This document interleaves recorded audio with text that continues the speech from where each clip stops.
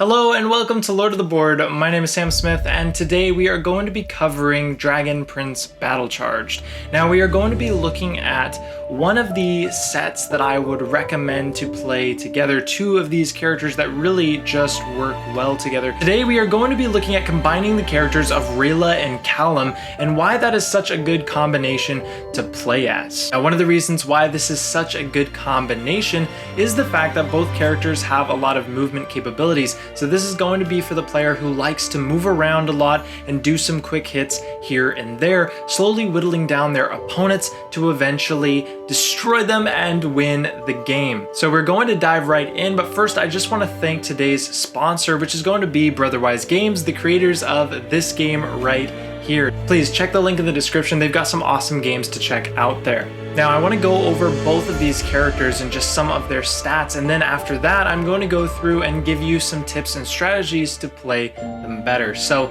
let's go ahead and dive right in.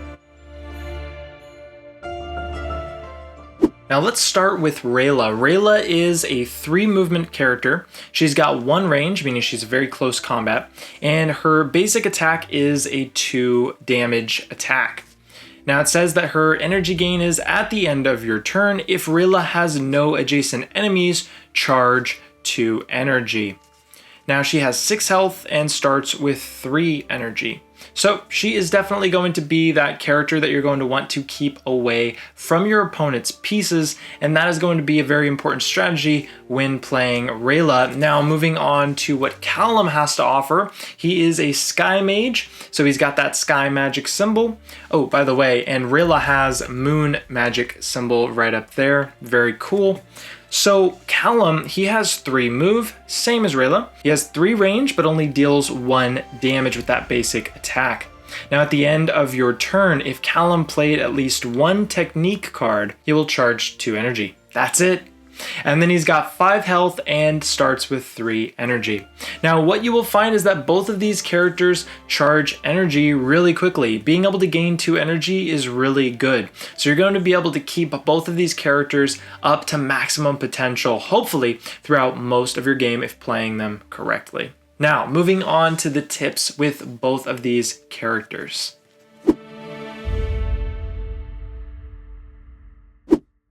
Speaking of energy gain, the very first goal that you're going to want to make sure that you're prioritizing during your gameplay with these characters is going to be making sure that you're actually charging both of their energy every turn. The reason why this is important is that a lot of their cards cost just a little bit of energy, and because of this, it's going to actually take a lot of energy to use these abilities, so you need to be charging them actively. Now, how best do you do this? It's actually pretty simple. What you're going to do is you're going to want to make sure that you play a technique card, and you're going to want to make sure that Rayla ends her movement away from everyone. Now, there are some special cards that you can use to do this very easily. Using a card like Aspero or Send Flying, you can actually use that movement to move your opponents nearby to Rayla, and then Rayla can attack them and then use her movement to move away. And usually when you do that, you will have played a technique card, and you'll also keep Rayla away while actually putting on even some damage on your opponents. I really like to save my move cards for Rayla, and here is why. Callum has that 3 range, and a lot of his spells also have a good amount of range to them, meaning that when the character is able to move, they're able to move 3 and then say cast a 3 range spell. They've got a lot of bandwidth in there. That's about 6 spaces that your opponent might not see coming. Rayla is a little bit different. Since she's a close range character and all of her attacks are close range, she doesn't really have as many surprises. You know when she's able to come in and hit your opponent. But using those move cards does kind of change it up a bit, because you're going to be able to be 4 spaces away sometimes, and that can sometimes surprise your opponent. As well as, like I said, the positioning with Aspero, you can actually move your opponents close over to Rayla, so that also kind of fills in the gap there if you need a couple of extra spaces that you weren't able to reach with Rayla. So saving those move cards for Rayla is going to be a lot more beneficial, because Callum generally just has a better range to be able to reach your opponents anyways. Like I said, it is very important to be charging the energy on both of your characters. Now with Rayla, it is going to be a little bit easier because you're going to be able to know when you can do it. But with Callum, using those technique cards can sometimes be a little bit tricky, and sometimes it's actually better not to play a technique card, even though you could charge that energy if you're just using it to charge that energy. And what I mean is that a lot of the technique cards in Callum's deck are actually really good to set up with other things. So if you don't have those other things in your hand, but you know that you might get them, or maybe it's just a couple turns out and you're gonna have that amazing combo, spending a technique card just to charge is not going to be as beneficial as setting up a technique card that you know is going to benefit you with a really high power combo to use with Rayla per se, or even just with Callum's spells. So be a little bit more careful when you're charging with Callum, but just to make it a little bit even more stressful is that Callum actually needs charging more than Rayla does. Callum's cards just take a lot more energy. Fulminous takes 3 energy alone, and he has a couple of those in his deck. So charging Callum is going to be a little bit more important, and there's going to be a lot of times where it just won't make sense to charge with Rayla because her attacks just don't take that much energy. And to summarize all of that, Callum is going to be your more important character to charge with, but don't just spend technique cards to charge. Always make sure you're using those technique cards at their full potential. Another tip and strategy, and one that I believe is often overlooked, is that since you only deal as much damage as you deal, your opponent doesn't shield any of that damage. When your opponent has 3 health, then you spending all of your effort to get in 3 damage is going to be all that you need to do. Now you can boost it to make sure that it goes through, but it doesn't make any sense to try and deal more damage than that. This is just something that I see is often overlooked when I see people play the game. But the reason why I'm mentioning that here is that a lot of Rayla's attacks attack in increments of 2 damage. So a lot of your opponents are going to have health pools of an average of about 5. And so it's very common that your opponents will have just 1 health left when you're playing with this combination. Sometimes it's a little bit hard to get off even kills. Now with that being said, one of the best things is Callum's 3 range 1 damage attack. This is the perfect way to pick off your opponent. Now the reason why I like actually bringing my opponent's life down to just a little bit and then just using basic attacks to finish them off is that it's usually a good way to bait out react cards. That way you can use some really powerful spells and hopefully they do not have a way to block those ones, and you can do a large chunk of damage on your opponents with their next respawn. And now we are going to talk about combo strings. At least that's what I call them. And these combo strings are essentially just cards that I like to play in a very certain order that can do either a lot of damage or just pull off some really cool effects and combos.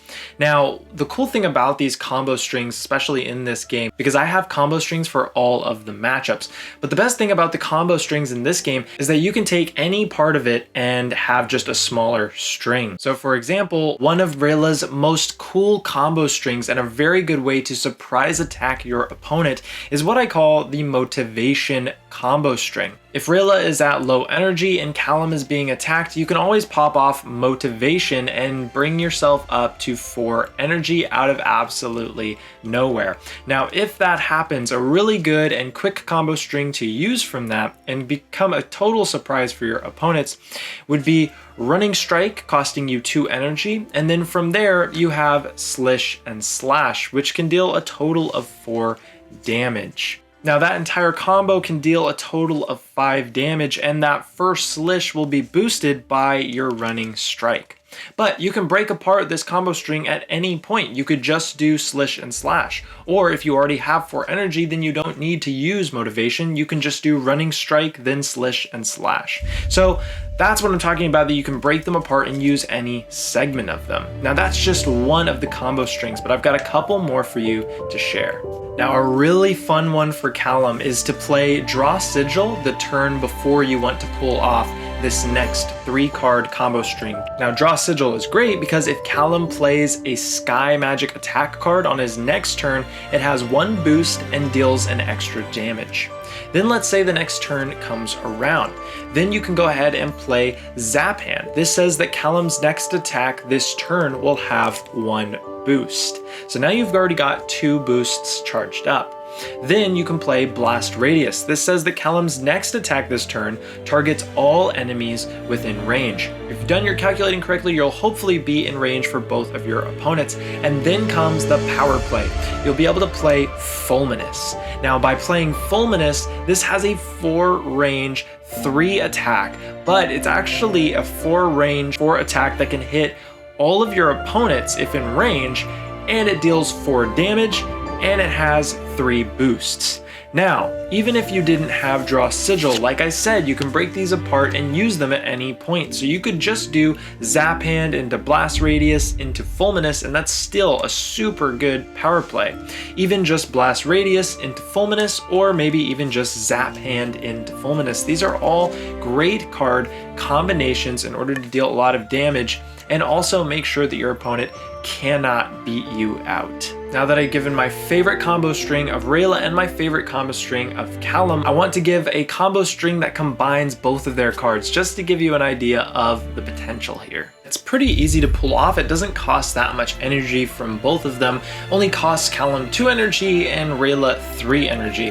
Now it does take a little bit of setup from Callum. Essentially, you'll be playing Blast Radius and Zap Hand. This is going to give you a good chance on making the next spell hit, and it's going to be hitting all the targets within range, which hopefully you planned it out that both opponents are within 3 range. Then you play Aspero, and on hit, you can move the target 3 spaces. Now, since you're hitting both of them, you're able to move both of them 3 spaces. Now, if you plan this out correctly, you should have Rayla just standing off in the distance and move both of your opponent's pieces right adjacent to Rayla.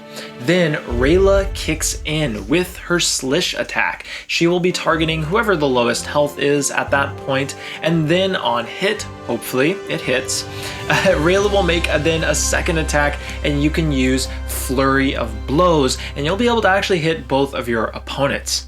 The best part is that if you planned it correctly, you actually moved your opponents over right by Rayla, meaning that Rayla still has her move after she's been able to make those attacks, and she can move away and gain her energy at the end of her turn, as well as Callum gaining the energy for using a technique card. Now, I really hope that these tips and combo strings today really helped you get a full scope of the strategies that you can pull off with these 2 characters.